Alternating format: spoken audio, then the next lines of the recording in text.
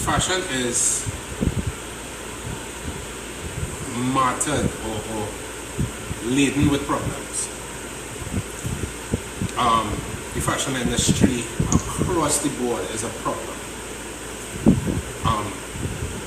From a photographer's standpoint, there is a lack of knowledge based on fashion, based on photography, based on skill level. There is a lack of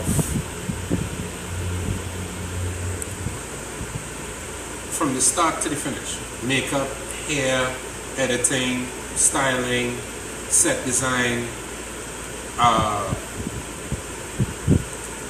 facility. People that would allow you to use certain places. For example, you may have certain big buildings, certain companies, certain places, and with all these OSHA standards and this and that, and you can't go here and you can't go there because of company policy and security breach and all these things. You can't use anywhere without a policeman or security guard telling you why you're here. Right? So creatively you can't do very much other than go in the bush. I mean, as simple as being outside of someone's building because it has a nice glass finish, that's a problem. That's locations. Let's look at from the designer's perspective. You're limited by your creativity already, but now you're limited also by the means to which you can create. Not just the equipment that you have to use, but the materials, right? Whatever Jamia Booth's buyer has purchased is all you have to work with, and this is the limit. Not a wide variety of selection. I mean, you're stuck with Samaroos and the stuff that they have on their shelves for the last 20 years. Oh my God. Yes, I said it. We all know that Samaroos has old shit. Right? There's that fact. There are all the new things. There are new things on the market, people, that nobody tends to want to buy. Now, if I was a designer, I would be gasping for air right now. Because if I dream something, and I'm a dreamer, I'm a creative spirit. If I dream something and I say, you know what? I want green silk, mint green silk with fluorescent pink elephants with stars on it. I can't get that. I can't go to a company and say, make 10 yards of this for me, 20 yards of this for me. I can't, because there is no garment manufacturing facility. There is no fabric manufacturing facility. With all the billions that Trinidad has, there isn't one. We know. Right? In UWI and all these other schools, they have people teaching photography, and everybody is taught via a book. Not doing. Right? How to paint through the numbers. And they have all these photographers coming out, and everything is like here, like thing, boom. Technically it's correct, but it's wrong because it does not have an emotion. It doesn't have a feeling. And this is what we are here for as photographers. Yeah. It's not about being technically correct, right? The other day I did a wedding, and the girl, the bride, was at the window, and I shot her directly into the light. Like a silhouette. It became a silhouette. I showed a colleague, I showed another friend, I showed a couple people who were into that sort of stuff. Yeah. And some people say, wow, oh my God, I love it. Those are the artsy people. The other people is like, you needed some light here. You needed something, because the other person that was in the shot was lit. Yeah. Then I showed the bride. She cried. It was so beautiful. Because it was a moment. It was a beautiful thing. She was putting on her Earring. and caught the silhouette of just this edge of her face doing that. And it was just the hair and the face and the edge, and it was just a gorgeous silhouette of her with these beautiful curtains behind her. And she loved it. But some people don't understand that it's about an emotion. I would sacrifice clarity and the drop of a heartbeat for an emotion. Yeah. Like I would grab a shot at a time of a husband and wife hugging up, kissing. And it was the top of the head. Nothing spectacular. Back of his neck and the top of her head, and they were all snuggled in. Oh.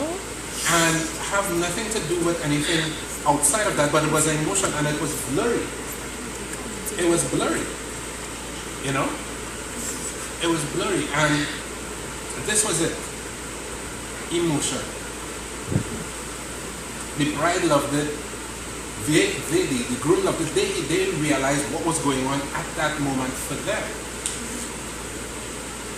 So, all these technically correct situations, all of these things that we were taught that make sense. For example, sense of style.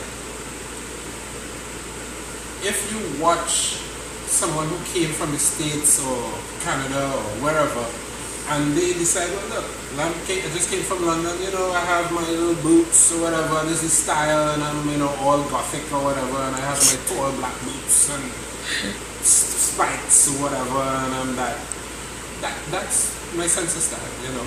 But no, they would say what happened down here, they would say what happened, expecting flood out. Puss in Boots boy. Puss in Boots. They don't appreciate people for their individuality. Right? So this is the reason why you didn't put sky blue rather than purple. Because you didn't want to be noticed. You didn't put fluorescent pink. You didn't dye your hair fluorescent pink and put on pink braids. That's because you don't want to be noticed. You want that little highlight, you want that little kick. Because there's something that comes out of you that wants to be seen, wants to be noticed. Show me. I want to show people something. But you want to still be accepted.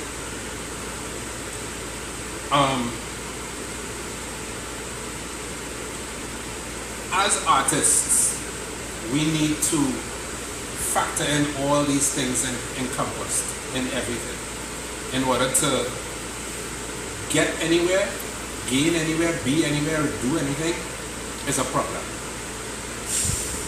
The short version, models need to know who their models are, who the top models are in the planet, and stop telling me Tyra. They still tell me Tyra. Tyra is retired people for like the last 15 plus years. Okay? Who are the top 10 top models? Who are the top 10 photographers on the planet? Who's the top makeup? Who's the top hairstylist? Who's the top designers? And what do they do? And who do they work for? And people talking about, okay, I'm a designer, I'm going to have a line. You don't have to. You can work for somebody. You understand? That way, if they have a name, it makes it better for you. But for somebody to try to come into the market news very hard. But somebody that's known. No, anywhere. Anywhere. Because this is the thing. If you work, I'm a designer and I work for mailing. If I go to mailing and I said, listen, I have a new fresh thing, a new idea. I want to put it as mailing. Right? Everybody knows mailing. Or it's a department store. And I turn to a department store and say, listen, Nichols, I want you to take this and this is my new line. I want you to do that. You know you're not going to get it. You know you're not going to get it. They don't see the vision. They don't see that. You have to be recognized. Everybody wants this recognition. Right? But the thing is that when you turn it around, all these fashion shows that they're having, all these different events that they're having, it's very counterproductive. There is no growth. There is no nothing. When you have a fashion week, you have the runway shows, and you have all these people who are in the shows, who are showing their clothes. Yeah. They have booths. They have meetings. They have showings, and I show the buyer, well, this is it, this is how it's sewn, this is how it's done, and the lining, and this is the fabric, and you take how many pieces, right? And this is what it is. But they don't do that here. It's about pat the shoulder, shake the hand, and then those 24 pieces that you just spent $20,000 creating goes into a cover for somebody to recycle 2 years later at Red Runway Ocean. Officially now? Yeah. August was 20 years. Oh my gosh, that's a lot. Sancho's creativity. Sancho's creativity, passion, caring. Because I care about my clients, and I also care about the pictures. I had a small discussion with another photographer the other day. Yeah. And that was, he does not like his old pictures. He only likes what he does currently. So his Facebook would evolve. Right? I said, okay, fine. Right? He throws away. He deletes it off his hard drive. He just deletes it. Yeah.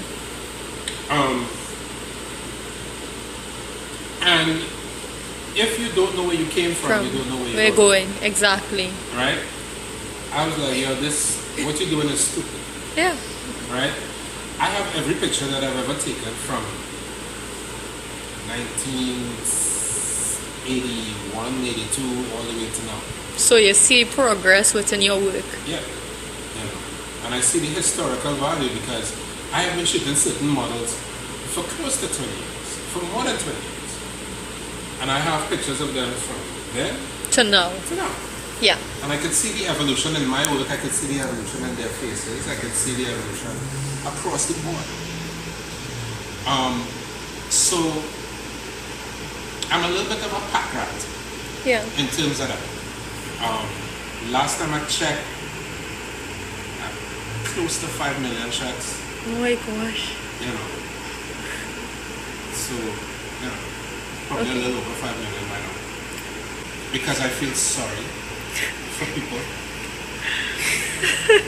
No, seriously. Sorry, in what way? I feel sorry for Trinidad. I feel sorry for Trinidad in so many different ways. I feel sorry for them when they're doing sports. I feel sorry for them when they're doing anything that shows globally, because it's sad. It's sad.